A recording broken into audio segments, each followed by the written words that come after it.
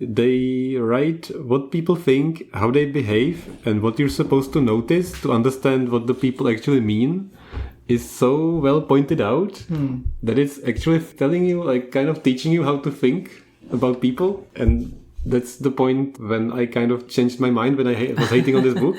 Because at a certain point, I got the point finally. Like, they were kind of hammering it home and I would ignore it. And then I would finally actually consider it for what it was, which was see the reaction of the characters, seeing like the levels of it, because this book has so many levels. Like, they keep saying like plans within plans. It's one of my favorite quotes. Nobody does things just because they do them or because it's just done, or, you know, a character wants something today, they get it and that's done. There's always so many layers on this, and the beauty of it is they are all pointed out for you if you want to see them. And it's not difficult to understand it if you want to see it. If you don't want to see it, it's a story, whatever. But if you want to see what actually went through each character's mind and how the body responded and how the other characters reacted and understood what the other characters thought and then used it for something, it's fascinating. You can see it all there. You don't have to, but that's what I like. I think this is where many people feel kind of like disoriented by because at one point I think you have to give up on understanding all of these like different layers, or at least like understanding them. You can pick while you're reading, and I kept thinking like I'm a moron. What is this? Like what does this mean? But then I was just like, you know what? I can enjoy the book even of course. Even if I don't really understand what the book is trying to tell me here.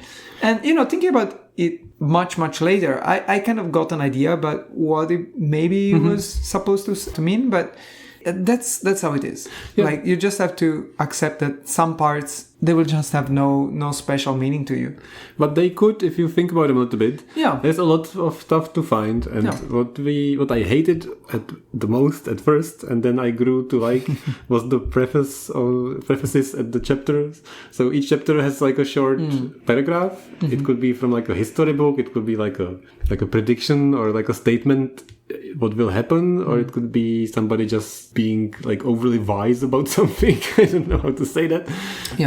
I really like that. As I said, I was shocked reading the very first one, and essentially it was just like a explanation of what would happen in the first 300 pages of the book, and I was like, what? I also liked when you finish the chapter, which there are no chapters in this book, by the way. Then the next part just starts. Read the preface again from the part you just read. It kind of sums it up, kind of weirdly. Some of them are sometimes, some of them are so relevant after what you just read. It's almost spooky. That's true.